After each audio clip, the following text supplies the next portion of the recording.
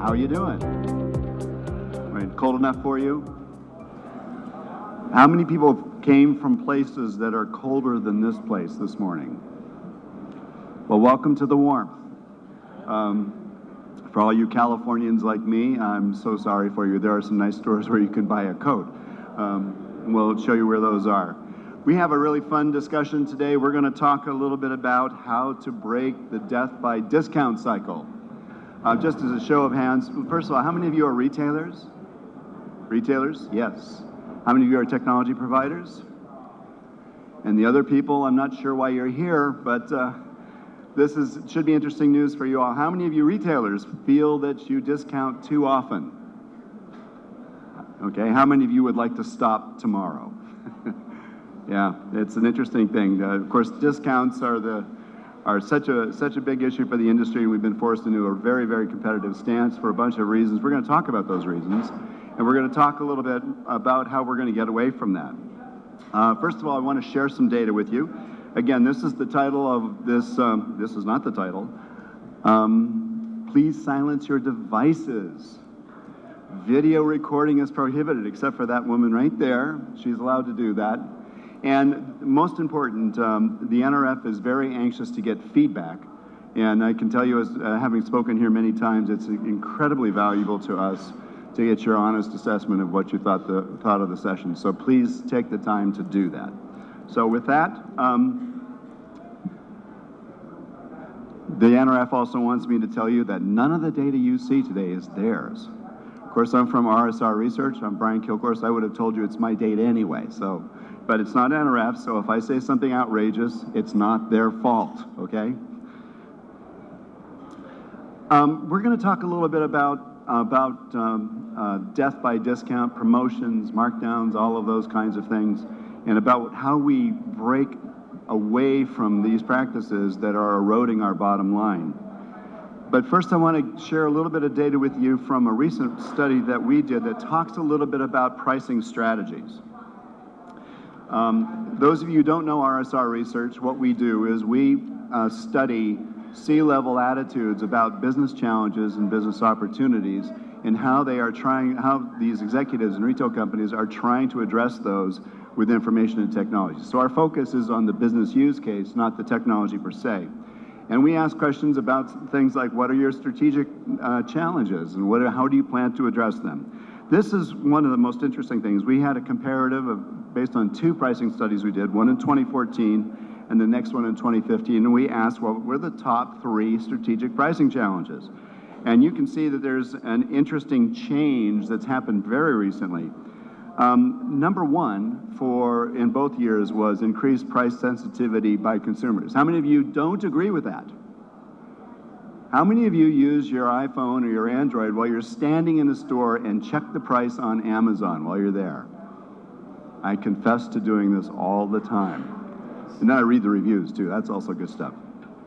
But anyway, as you can see, we only gave them 3 choices. They had to choose 3, and the number 1 choice for the majority of retailers was that there's increased price sensitivity from consumers. The next one you can see is a really interesting change in 2015.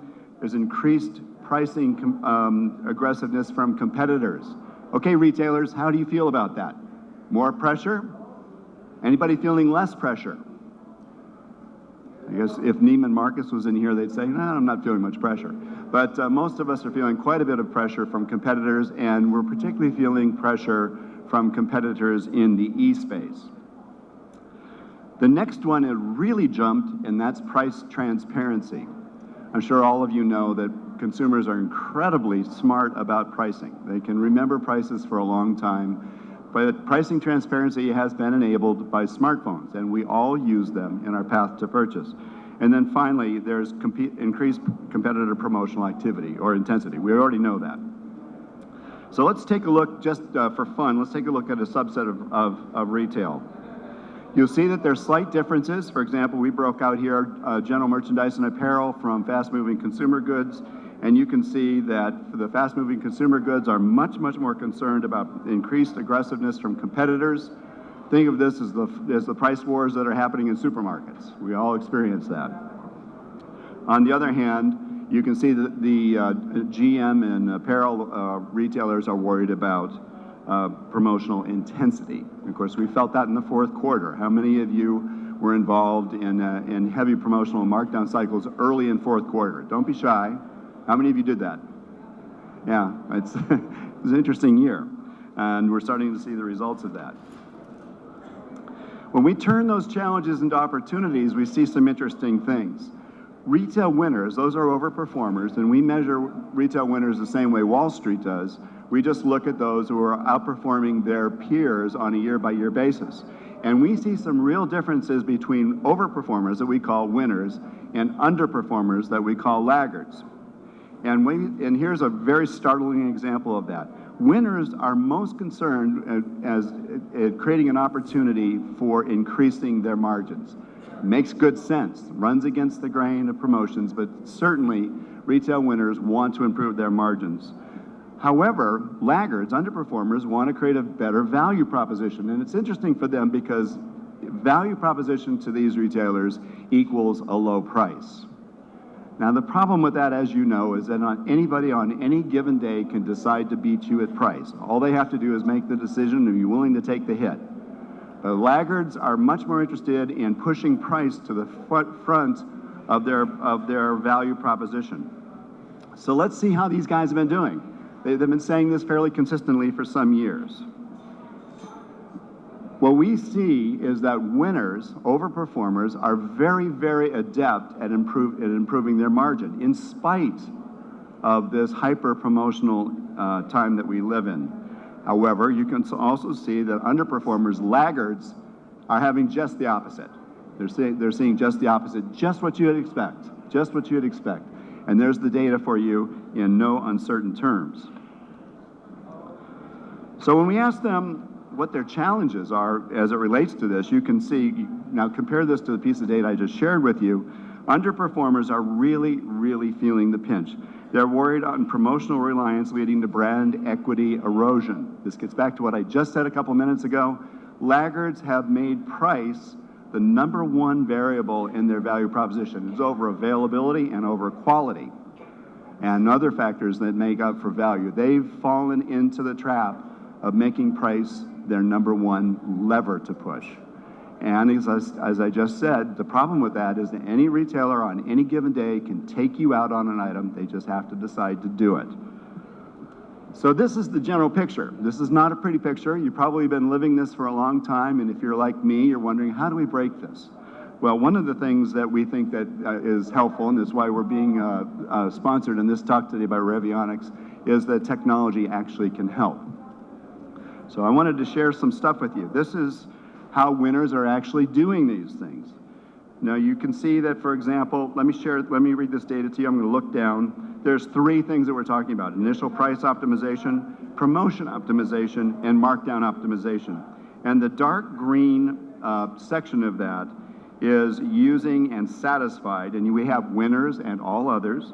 And then we have the light green is using and planning to change.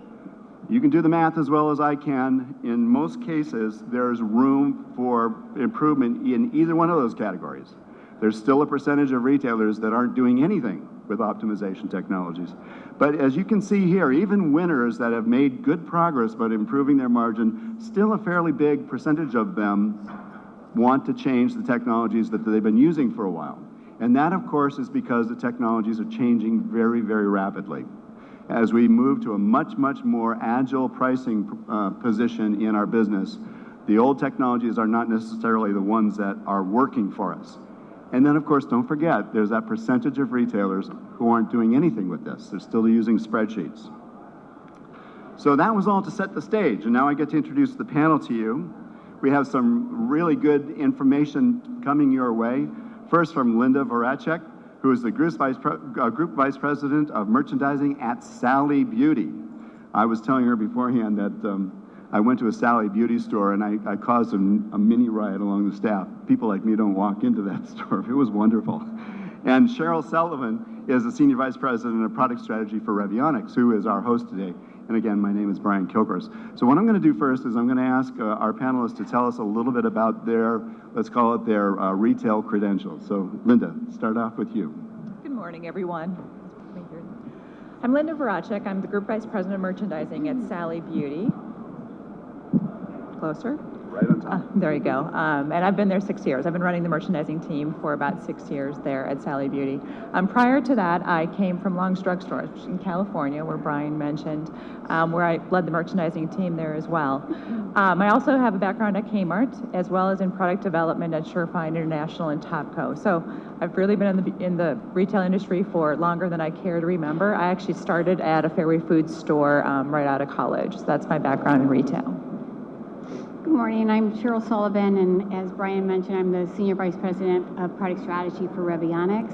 I've been in the retail industry for over 25 years. We were just talking about that from the early 90s. I have been at Revionics for the past 5 years. Prior to that, I also ran the product strategy for Oracle as it related to their grocery and hardline solutions. Held positions with Nielsen, implementing price, promotion, space management, touched just about every piece of the supply chain and demand chain for retail. So this is my passion, and the solutions that I've been a part of have always been very analytical, BI and analytical, and a lot of the science-based solutions. So you have a couple of people who are really in it. Let's just get right to the topic. When I say death by markdown or death by promotion, what does that mean to you, Linda? Describe your situation. I mean, I think it means that, obviously it continues to be more and more competitive out there, which I'm sure most retailers in the room are feeling. And to be competitive, you have to be offering some type of a discounted price and an avenue for the consumers to pick your store for one to come in and shop at. Of course, it can't be a continuing cycle of eroding margin to do that. So the challenge is really finding the opportunities to really increase margin at the same time as offering the consumer a value as well. And that's one of the biggest challenges that we see from a retailer perspective these days. Now, a little bit about your company and its promotion stance. You have if you could give me some sort of an indication about how much of your business is promotion versus regular price, that would help. Yeah, so our overall business, I mean, if you're familiar with Sally Beauty, we offer a professional formula product assortment to our retailers at a value. So we go to market at products that compare against salon quality brands at a price that we say as a value to that assortment that's out there, and usually under $10. But from a promotional perspective, the percentage of our volume that's done on promotion is about 20%. 20%, yeah. So it actually is a nice size of our volume that we use to drive incremental customers into our stores and offer our customer value. But it's not a percentage that's decreasing, and that's what becomes the challenge. So you say it's 20%. It's not decreasing. Has it increased over the last few years? It has. The frequency and the volume as well, right? Yes, absolutely. Now, we won't talk too much about cross-channel behavior, or operational behavior, but I do want to ask you the question: how much of to the extent to which your promotional image is pushed on the digital space versus in the physical space?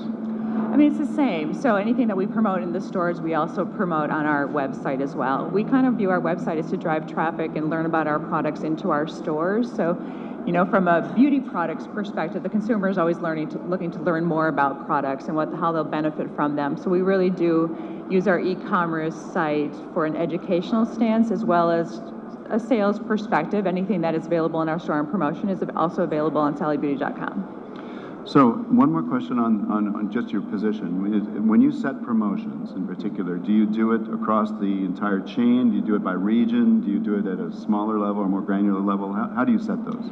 We set it across the chain. So roughly under 3,000 stores, we set the same promotion across the country. We do have some regionalization from a promotional price standpoint, but not much. I mean, it certainly is an opportunity for us as well. We actually do have two different ways that we promote. We have the traditional retail customer, those that don't have to be a licensed professional that shop in our stores, as well as our professional customer, which probably gets an even more aggressive discount because of the field of trade that they're in. So you have a professional group, yeah. So, okay, let's draw the picture. We'll summarize. You do promotions, about 20% of your business. The volume has been growing. Mm-hmm. You set them nationally. Yes. And it sounds like you have a two-tiered system for the professionals, the licensed pros versus people just walking in off the street. Correct. Okay. Now, Cheryl, you get a chance to see the entire world. So let me ask you just a couple of questions, very broad questions, and you think about your favorite customers. Do you see promotional activity? Are we right? Is it increasing? Yes. Unquestionably, yeah. Yeah, so I think you touched on it where price transparency is pervasive now. And so is the competitive landscape for retailers. So retailers are responding to that by more frequent price changes and increasing the frequency of their promotions. The challenge with that is, especially when you're using the online retailers like Amazon.com and Jet.com, those are the benchmarks for consumers. So if retailers are trying to match those prices and put promotions out there that are not strategically driven, it just leads to margin erosion. And what a lot of retailers don't understand is that consumers are price sensitive, but they're not price sensitive on every product. And you should promote, but you should promote strategically. Your promotions need to have a purpose. And you need to make sure that you're promoting the right products, the products that are going to align to a strategy, products that are going to drive your basket, products that are going to increase the frequency of your trips, products that are going to retain your most loyal customers.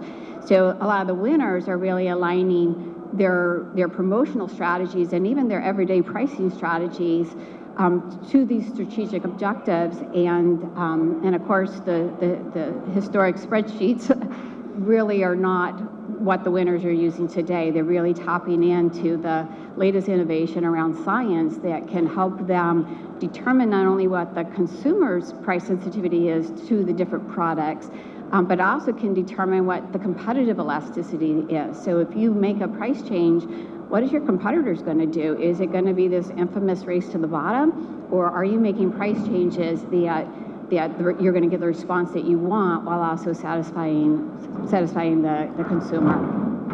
So a couple of interesting things there. One is that somebody just dropped their anvil case back there, but that's a great sound. So as it relates to the industry and what you're seeing, in the old days, before people could see prices everywhere, we used to look at our assortment, and we would determine what we were going to have as profit builders versus traffic builders.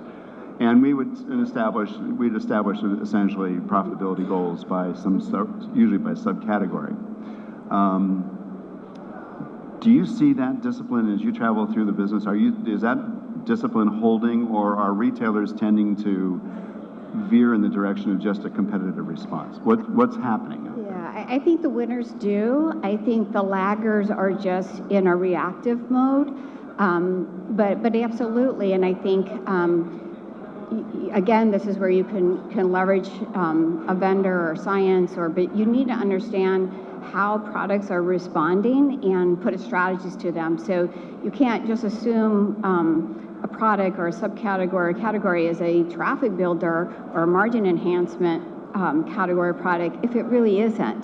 So it's really about having that foundation and being able to leverage technology to help you understand your products, not only from the perspective of what strategies they could be applied to, but also on which products. So you could have a completely different strategy for your KVI items, which are typically those items that consumers are price sensitive on.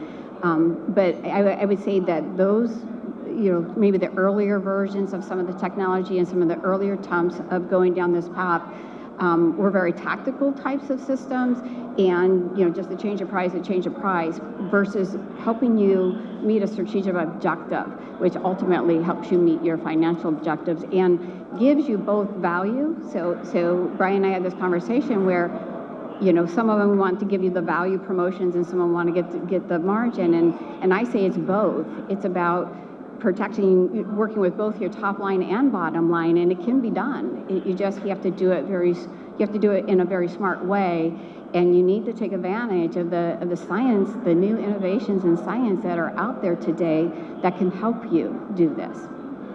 So, Linda, I want to ask you pretty much the same question. I know you use category management techniques, so you follow through with this profit builders and traffic builders. Has that changed much for you in the last bit of time, the last couple of years?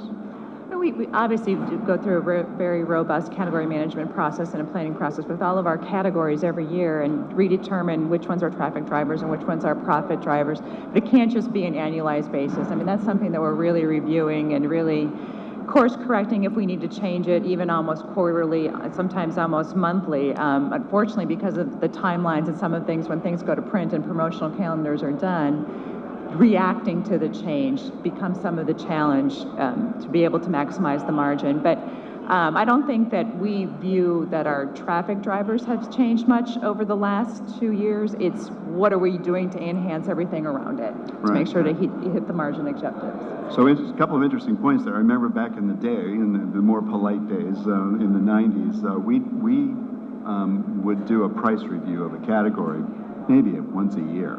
That would be about it. You're talking about quarterly and even more frequently. Yeah. So is the intensity, is the cadence of that picking up? I think so. I think the intensity of reviewing pricing, because it's not just always prices going down. Prices have the opportunity to go up and down based on what they're doing to the category. So it certainly is reviewed more than on an annual basis. I will tell you that in a Sally's store, I probably send down 200 price changes a week. So it really is pretty frequent as to how we're impacting and changing the way we go to market and the way we do business across our portfolio. Yeah, sure. Cheryl, how about you? You get to see a lot of different retailers. Talk to me about the cadence of these things. Is it increasing, and how fast is it going? I'll ask you one more question, and how fast is it going to end up going? So the frequency of price changes is definitely growing, especially when you get into the online channel. Amazon's doing it, every couple minutes. And unfortunately, a lot of retailers are trying to do it every couple of minutes. So it's really about understanding when you should be making those types of price changes and when you shouldn't. The other is that, in brick and mortar stores, it's not quite so easy to make those price changes. So it really comes down to having a solid omni-channel strategy and being able to set your pricing strategies across those channels so that they're complementing one another and not being treated as silos. We do see retailers, especially in the international markets, even starting to try to change their prices on a regular basis using the dynamic pricing in the ESLs. I don't know that you can really do that in grocery in the U.S., but on some categories, it is really critical. But on the online market, absolutely, those price changes are happening more frequently, some of it reactive. So, it's really about understanding, back to that, which products you should be responding at that frequency and which products you shouldn't. And making sure that your price changes and what you're doing is aligning to the image that you're trying to portray to the consumer. So again, the consumer will make an image of you based on a handful of your assortment and not your entire assortment. So you brought up a couple of issues here that, of course, is indicative of a raging debate happening within the industry, and let me point them out. The first is dynamic pricing. Yeah. Which is a lot of talk about dynamic pricing, and sometimes, depending on who you're talking to, you get a very different definition. Mm-hmm. So I'll ask you guys to talk about that. The other one is the ability to redirect promotional spend very quickly. Yep. And in the e-space, that's a lot easier. But again, Cheryl, if you let me follow up with you on this one, and then Linda will get to you as far as the physical stores. Talk to me about those two issues and the extent to which your retailers are trying to apply some of those concepts in the physical space. Yeah, so in dynamic pricing, it's not it's about being able to handle that high frequency pricing, but it's doing it in a way where you're just not turning on a switch and the prices are changing and people are taken out of the equation. It's about being able to set thresholding and alerting, and so as long as the products and the prices fall within a range and they're adhering to your rules and not deviating too far, whatever those thresholds are, you can set that up and retailers are letting that run. So it's letting the intelligence of the system run, but remember, systems are only as good as the strategies that you've set it up to perform. And so in that case, it can go, and it's about knowing when to kick those out and when it needs some manual attention. And then on the promotional frequency, promotions are increasing. We all know that they're very, very expensive. And again, you've got that omni-channel world. And so it's really about how do you maximize those marketing vehicles? So you've got a campaign, you've set some vehicles up, you pull your merchandising team in, to work with their vendors in many cases, and, how do you know what to promote?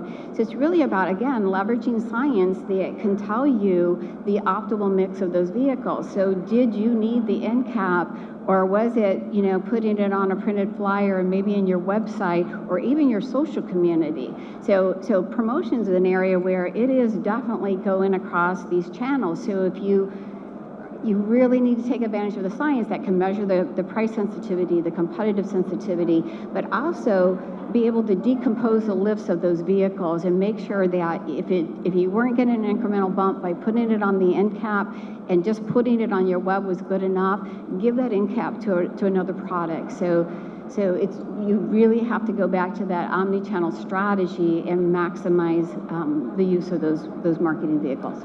So Linda, I want to ask you the same question, just a subjective view. Is this notion of dynamic pricing and then dynamic reallocation of your promotional spend, is that a point of discussion in your company? I mean, it certainly is. It does challenge somewhat the speed at which we can do it. Right. I mean, once you start to think about dynamic pricing in brick and mortar stores and how much they can actually take on in changing prices that frequently, right, it becomes an operational issue. From a Sally Beauty, our website is fed by our store pricing file, so that is a system challenge to be able to do it in two different environments. So I'm assuming, let's make sure that this assumption is safe, that these two concepts are being driven by the large mega aggregators in the online space, right? This is who's doing this? So, that was a yes. That was a yes. So I assume. So as a retailer that runs stores, how do you get people to, I don't want to say get off price, but equalize price as one of several value considerations? How do you do that in your business? I mean, in our organization, we're certainly really defining for our customers what our brand strategy is. What does Sally stand for? And those are some of the things that you have to do to pull people off of price. Is to really kind of put front and center, you may be getting them in the store because of price, but what are the things that you have to offer once they're there that probably will result in a return trip that not necessarily the second time has to be driven by discounting. For us, it's, the uniqueness of the assortment that we carry that you really can't buy in any other stores, and how do we market that to our customers? Some of the other things that, some of the taglines we're using, salon quality products under $10. So we do use the price perception in some of our marketing vehicles without directly calling out price. So those are some of the opportunities that are out there for us particularly as to how you redirect customers off of price entirely. So that's interesting because, of course, I hadn't thought about it because I don't use lipstick or eyeliner, but I promise, even with David Bowie being gone, there's still no opportunity for me. But I would guess that a big portion of your business is repeat business, is replenishment business? Yes, very much so. I mean, obviously, our biggest category is hair color. So it's very much repeat business, either for the professional customer as well as for the retail customer. Shampoo is, the second biggest. Right. So it's very much a replenishment business for us. And is it your position or your hope that the more that people engage with your brand on that level, the less price is a consideration? Or are they still very, very price conscious? I think they're always still very price conscious, but are they willing to pay a little bit more for the benefit that it offers? So a fair price is better than a low fair price. Fair price. I like that word. Yeah, fair price. Okay. Cheryl, I want to ask you again, you get a chance to observe the entire industry. So what are some of the things that you see that retailers are doing to back off the cliff of a low price, always having that low price stance, or the lowest price, or the competitive match, or any of those kinds of things? How are retailers trying to address that? Yeah, I think that price is, we've trained the consumer, so price is always going to be there, and they're always going to want the quality for that price. But there are other things, especially when you get into the brick and mortar stores, and it is having the right assortment. So assortment and variety is important too as well. The availability, so the availability actually drives pricing in many cases, because you'll see Amazon's prices go up if it's out of stock everywhere else. So ensuring that your supply chains are solid, experience, giving a good experience. But again, making sure that when you are giving offers to the consumers, you're giving them on the products that they want to have those offers. And it's also about knowing the consumer. So I talked to a very large retailer in the East who's known for customer service, and they mentioned to me that they had a loyal customer who drank tons and tons of orange juice, and when they sent them a promotional offer, it was with pulp. And he was offended because he never drank pulp. So it's really about analyzing your data, leveraging science to help you analyze that data, and know who your consumers are, and make sure that you're giving them a personalized experience, because there could be a contrary effect, meaning if you are offending them or not giving them the right promotions, there's studies that show that you're driving them away. So it's about getting very focused on your, segmenting your customers, giving that personalized promotions, and and again, leveraging the science that's available today to help you do that. So you raised a question in my mind that has to do about the kind of fuzzy relationship between promotion and markdown. Yeah. Especially in this hyper-competitive world. One of the unfortunate things, from my perspective anyway, is that we've taught customers to wait for the markdown. Yes.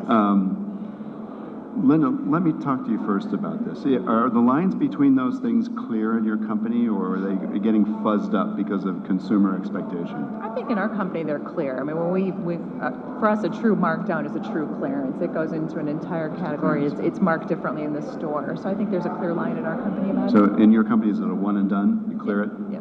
Okay, so more like a fast-moving consumer good. Yes, absolutely. Yeah. Cheryl, talk to me a little bit about it. You mean, because you sell different solutions for those things. They're thought of as different products. What's the relationship? Yeah, so we see a lot of differences. I mean, there's different business processes even when you are dealing with a fashion, apparel, short life merchandise type of retailer versus a long life retailer like a grocer. The longer life retailers think of a markdown as a clearance, right? I'm changing my assortment. I'm going to discontinue. I know ahead of time even when I'm going to do that. So there's a clear distinction between what's clearing and what's a promotion, and you're not typically going to have both of those going at the same time. In a fashion world, a lot of the retailers we talk to don't even really see a difference. To them, a markdown is just another promotion for a different purpose, and where the markdown plays an earlier role because the life cycle of those products are very short. You're flipping those assortments. So you're putting that markdown plan in place from the very beginning. So then it's about how do you make sure that you are profitably clearing that merchandise, that you are taking the right marks at the right time, at the right depth, so you're out of that inventory by your out dates. But a lot of times you do have promotions going on at the same time. So it's about also being able to understand if I'm clearing a product or I'm marking it down, but at a higher level I've got a promotion going, how do those discounts get applied? So there is this blur going on, and so it's really, really important that the solutions you use are seamless together, that you have that very, very tight integration, and not through a export-import type of thing, but that it's truly thinking like a life cycle, from the initial price, managing those vendor policies, to, for some retailers, maintaining that everyday price, to, when it starts to go into that markdown cycle, and then those promotions that are happening all above. So it's about syncing those things up against your strategies to make sure that you are profitably clearing that merchandise, and that you're not hitting that end where you're, now got a problem and where you're going to send those products. Yeah, so this brings me back to you, because we talked about the cadence of promotions, and we talked about the percentages you're trying to maintain. The other question that I perhaps failed to ask, but there's something that you said reminded me of that, has to do with promotion planning. Mm-hmm. Do you find that your planning cycle has changed? Has it gotten shorter? Does it change in flight? Talk to me a little bit about those things. I think our promotional cycle from the initial plan probably hasn't changed. It's probably the 6 other times that we do it in addition to it now. I mean, so, we're still certainly planning on a 12-month promotional cycle, and even that farther out for things that we do bring in from offshore businesses. But it's the continual redoing it to make sure that it's still in lockstep with what we want our results to be for the given time. Honestly, at this point in time, we used to send an ad to print, and you never went back and thought differently about it. And now, I'm honestly often changing it even 6 weeks before the ad breaks, and then doing some things maybe from just an online perspective or an email perspective to our customers next week. I mean, it certainly has accelerated the amount of times that you do it, right, and the timelines that are involved. Shorter timeline and Yes, acceleration, yes. accelerated pace of change. And this blurriness between markdown and promotion is real, but it has to be managed, as you say. It's real, and to just tag on to what Linda was saying, what we're seeing is, especially on the promotional side, those timelines historically are long. And so by the time you actually get to the point where it's going to go out the door, is that really what the consumer wants anymore? So much has changed. And so what retailers are being required to do is shrink those timelines, shrink the marketing costs, shrink the timelines. And but unlike in just a regular pricing world where you've got your pricing department and your category managers possibly, now you're in a world of marketing, merchandising, supply chain, even finance and advertising. So how do you keep all those in sync? Many are on spreadsheets, different tools. So it's really about bringing those silos down and kind of get that one place that you're performing this, and being able to get the right promotions out the door, but getting everybody kind of on the single version of the truth, so that those lead times can be shrunken down, so that when you are going out, you're going out with the right promotions, and you're also maximizing the funds from your vendors, and ensuring that that those monies coming in are on the right products or on the right offers, and that you also are monitoring these promotions when they're in flight, so that one, if you need to course correct, you can do that, and then two, make sure that you're going to meet the deal terms that you've done with your vendors. I want to talk a little bit about the tech. Of course, I'm a recovering CIO, so I will inevitably get to technology. But I was struck in that piece of data that there's a percentage of retailers that just have not used optimization technologies. Yeah. And I'd love to hear your perspectives. Linda, first from you, because you've been in a number of companies, and I know that you've used optimization technologies. Why, in your opinion, is there a subset of retailers who just haven't tried it? I think part of it is the investment in time and the investment in change, and in all honesty, financially as well too. To be able to use optimization software, it does take a time commitment. As Sally, we're in the process of implementing ours, and I will tell you, I have people just dedicated entirely to it to make sure that the data flow is working well. It does take a timeline commitment. For me, it also, was a department restructure. In all honesty, I didn't have a pricing team prior to thinking about doing optimization in a more meaningful way. So as we're building out the merchant team, it's just not about what the merchant wants the price to be anymore. It really is looked at a different perspective, really understanding the analytics and what is meaningful and driving both top line and margin and profitability. So I think that some of the resistance becomes from the fact that it is change, and that it is, really moving your game forward and using the analytics to drive your business, that sometimes feels uncomfortable, in all honesty, but it's where you have to go to be able to maximize the full potential of your business.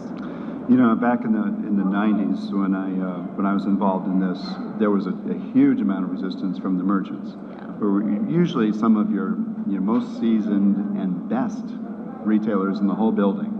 And I can still remember the days that there is no science that can tell me what I can do, But, and much to my surprise, those days are still here for some retailers. I think for us, it was just really involving them and helping writing the business strategies that are going to drive the optimization system. And that was part of, the inclusiveness of it really did drive it to be a team effort. Ultimately, they're still responsible for the pricing and the outcome of their category, but we want them to use better analytics and better predictive modeling to get them to deliver better results for their category. And that, it's all inclusive of the team. So it certainly is always going to have some amount of resistance, but It's just how you approach it. So there's a process change. There's sometimes a mindset change that has to go on.